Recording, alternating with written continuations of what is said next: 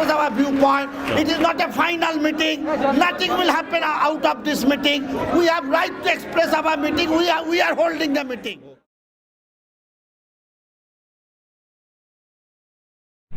یہ جو impressive gathering یہاں بیٹھی ہوئی ہے، یہ ضروری نہیں کہ اس میں سارے لوگ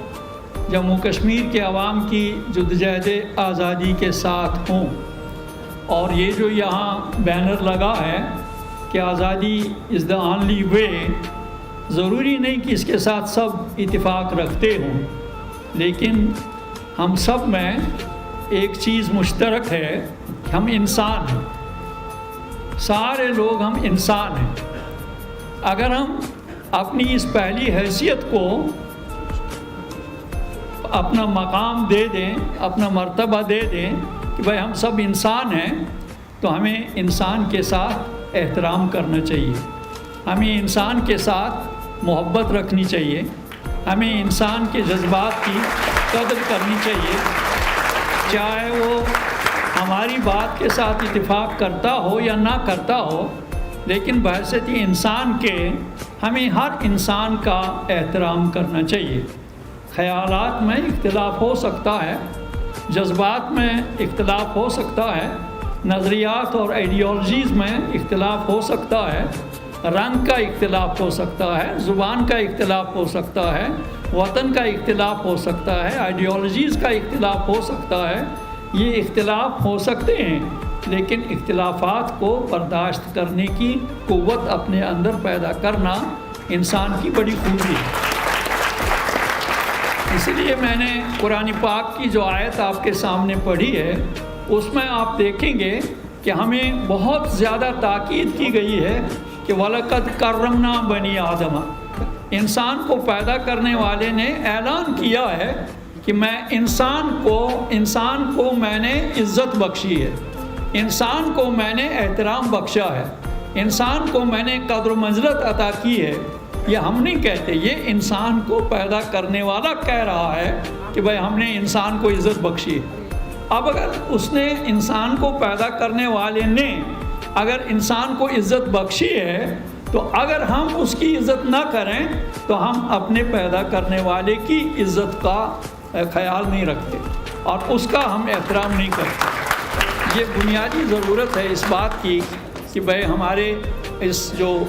میں نے عرض کیا کہ امپریسو گیدرنگ، اس میں جو ہم نے یہاں شروع ہونے کے بعد سے جو مناظر ہم نے یہاں دیکھے ہیں، ایسے مناظر پیش نہیں آنے چاہیے تھے۔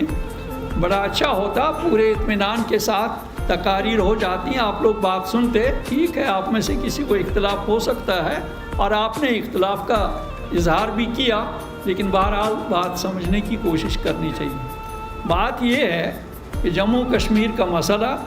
اور پھر اس کے لیے جو آج کی اس محفل میں، اس اجتماع میں، اس فنکشن میں جو عنوان رکھا گیا ہے کہ آزادی از دا اونلی وے، ایک ہی راستہ ہے کہ جموں کشمیر کے عوام کو آزادی مل جائے، یہ بنیادی نقطہ ہے۔ اب یہاں جتنی تقاریر ہوئی ہیں، ان تقاریر میں میرے لیے دو نقطے ابھرے ہیں۔ ایک یہ کہ what does you mean by آزادی، میں آزادی سے تمہارا مطلب کیا ہے، اور پھر یہ کہ جسٹس، کیا تم آزاد ہونے کے بعد جسٹس جو ایک انسانی سماج کی سب سے بڑی اور بنیادی ضرورت ہے، اس کو آپ لوگ مینٹین کر سکتے ہیں؟ کیا وہ جسٹس آپ دے سکتے ہیں، اس کو آپ پریویل کر سکتے ہیں؟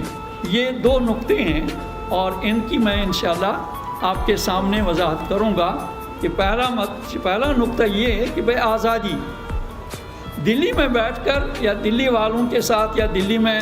آئے ہوئے لوگوں کے ساتھ جب ہم بات کریں گے کہ بھائی آزادی کیا ہے، تو ان کے لیے کوئی مشکل نہیں ہونا چاہیے یہ سمجھنا کہ بھائی آزادی کیا ہے۔ اس لیے وہ بھی غلام تھے 100 سال تک انگریزوں کے،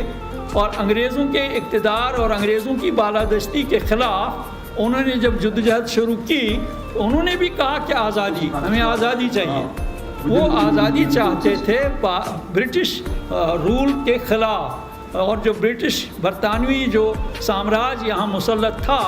उस साम्राज्य से वो आज़ाद होना चाहते थे, उन्होंने आज़ादी का नारा दिया। बराबर इसी तरह जम्मू कश्मीर के अवाम की गालिब अक्सरियत जो भारत का वहाँ फौजी ताकत की बुनियाद पे कब्ज़ा है, उस कब्ज़े से हम आज़ादी हासिल करना चाहते हैं। ये सीधी सी बात है, इसमें कोई ऐसी बात नहीं है जो समझ में ना आ जाए, किसी कम्युनिटी के लिए नहीं है। नहीं, आज़ादी जम्मू कश्मीर के हर फर्द के लिए, चाहे वो कोठवा में रहता हो, चाहे उधमपुर में, चाहे लेह में, चाहे करगिल में, चाहे वादी कश्मीर में, चाहे करना में, चाहे किश्तवाड़ में, जहाँ कहीं भी वो रह रहा है, चाहे वो मुसलमान है, चाहे हिंदू है, चाहे सिख है, चाहे ईसाई है, चाहे बौद्ध है, चाहे कुछ और है, उन सब के लिए हम चाहते हैं कि भाई हम भारत के फौजी तसल्लुत से आज़ाद होना चाहते हैं। मैं आपको चंद मिसालें दूंगा। मसलन हम देखते हैं कि भाई अगर फौजी तसल्लुत न होता, जब जम्मू में 2.5 लाख मुसलमानों को बेरहमी के साथ कत्ल किया गया, तो ये फौजी तसल्लुत न होता, डोगरा फौज का तसल्लुत न होता, और वो अनासिर जो भारतीय फ़ौज और उस वक़्त पटियाला की फ़ौज भी जम्मू लाई गई थी, तो अगर ये न होते, इनका तसल्लुत न होता, अगर इनका जबर न होता, अगर इनके हाथों में ताकत का गलत इस्तेमाल न होता जो इनके पास ताकत थी, तो 2.5 लाख लोग जो यानी तस्लीम शुदा फिगर है, वैसे आम लोग जो वहाँ उस वक़्त के ज़िंदा हैं वो कहते हैं कि नहीं, ये 5 लाख के करीब लोग थे जिनको मारा कत्ल किया गया बेरहमी के साथ। उनकी लड़कियाँ अगवा की गईं और उनके बच्चों को पाँव तले रोंद डाला गया। तो ये सारे सितम जो हैं ये हमने सहे हैं। ये 6 नवंबर की बात है 47 में जम्मू के एरिया में, और उसके बाद से हम देख रहे हैं इस फौजी तसल्लुत में हमें कितना नुकसान पहुंचा है, हम किस तरह पिस रहे हैं, हम किस तरह पिट रहे हैं, हमारी किस तरह इज़्ज़तें लूटी जा रही हैं, हमारी असमतें पामाल की जा रही हैं, हमारे टीन एजर्स को गोलियों का निशाना बनाया जा रहा है, और हमारे मकानात बगैर किसी जवाज़ के ढहाए जा रहे हैं, मिसमार किए जा रहे हैं, और रेज़ टू द ग्राउंड उनकी सूरत बना दी जाती है। तो ये सारी सूरत हाल ये हमको मजबूर कर रही है कि भाई हम भारत के फ़ौजी तसल्लुत से आज़ादी हासिल करें। और गुज़श्ता 63 साल के अरसे में जो कुछ हम देख रहे हैं कि भाई गुज़श्ता 63 साल के अरसे में आप लोगों को जानना चाहिए, हम ये यहाँ इस मजलिस में और इस फंक्शन के ज़रिए हम भारत के 1 अरब 16 करोड़ आवाम को मुखातब बनाना चाहते हैं, उन तक ये पैगाम पहुंचा देना चाहते हैं कि भाई आपका और हमारा रिश्ता इंसानी रिश्ता है। अगर आपके इंसानी रिश्तों के बाइयों पर जुल्म ढाया जा रहा है तो बहैसियत इंसान के आप पर भी जिम्मेदारी बनती है कि आप उस जुल्म के ख़िलाफ़ आवाज़ उठाएं। लेकिन अगर आप नहीं उठाएंगे तो आप वो इंसानी रिश्ता जो हमारे दरमियान है उसको आप खुद अपने अमल से कमज़ोर बना रहे हो। तो हम देख रहे हैं कि आज भारत की वहाँ तकरीबन 8 लाख फ़ौजें हैं। 8 लाख फ़ौजों का एक छोटे से एरिया में, जम्मू कश्मीर के एक मुख्तसर से खित्ते में, ये 8 लाख फ़ौज का होना बजाय खुद एक बहुत बड़ा जुर्म है और बहुत बड़ी ज़्यादती है कि 8 लाख फ़ौजों का कब्ज़ा है। 8 लाख फ़ौजों ने हमारी सरज़मीन में से 28 लाख कनाल पर कब्ज़ा कर लिया। 28 लाख कनाल ज़मीन पर उन्होंने जबरी कब्ज़ा किया है। आप खुद अंदाज़ा करिए, जब एक छोटी सी कौम के 28 लाख कनाल पर जबरी कब्ज़ा किया जा रहा हो तो वो कैसे अपने आप को महफूज समझ सकते हैं, वो कैसे अपना मुस्तकबिल बेहतर और शानदार करार दे सकते हैं, वो कैसे अपनी ज़िंदगियों में अमन और चैन हासिल कर सकते हैं। और वहाँ के मुकामी लोगों को गाड़ियों से नीचे उतार कर मगरबी बंगाल का सिपाही उसे कहता है मुझे आइडेंटिटी कार्ड दिखाओ। तो ये आप खुद अंदाज़ा करिए,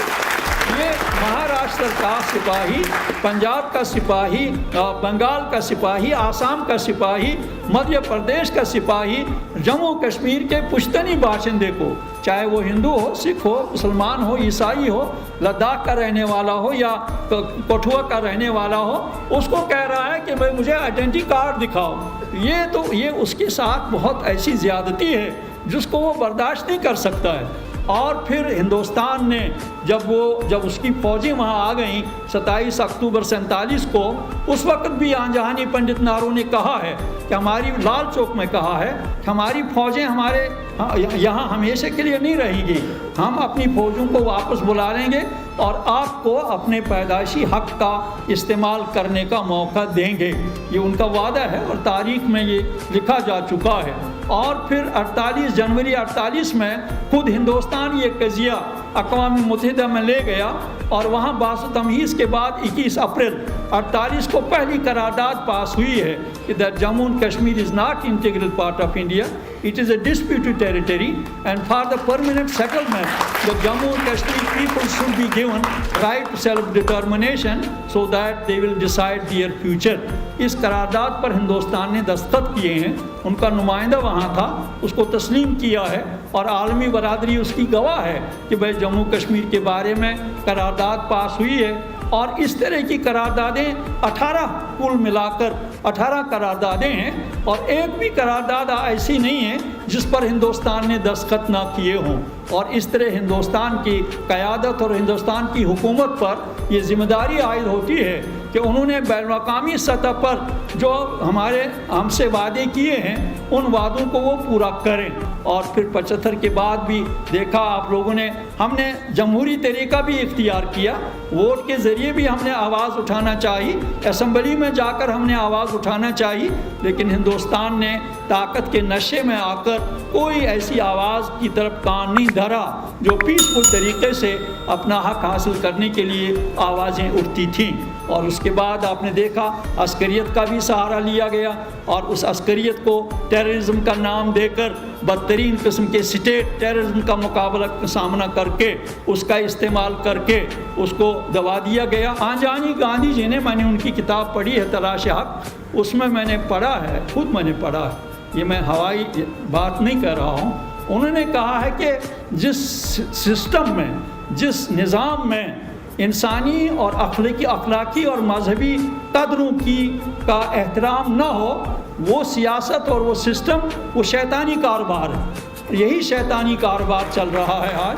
چاہے بھارت ہو چاہے کوئی اور ملک ہو جہاں ان قدروں کا کوئی احترام نہیں کیا جاتا، وہی شیطانی کاروبار چل رہا ہے اور اسی شیطانی سیاست کا ہم لوگ شکار ہوئے جا رہے ہیں۔ تو میں آپ سے عرض کر رہا تھا کہ یہ جو ہندوستان سے آزادی حاصل کرنا، یہ ہمارا پیدائشی اور بنیادی حق ہے۔ اس کو آپ چاہے 8 لاکھ کے بجائے آپ ساری جو ہندوستان کی فوج ہے وہ ساری فوج آپ کشمیر میں جمع کریں، لیکن آپ جذبہ آزادی کو دبا نہیں سکیں گے۔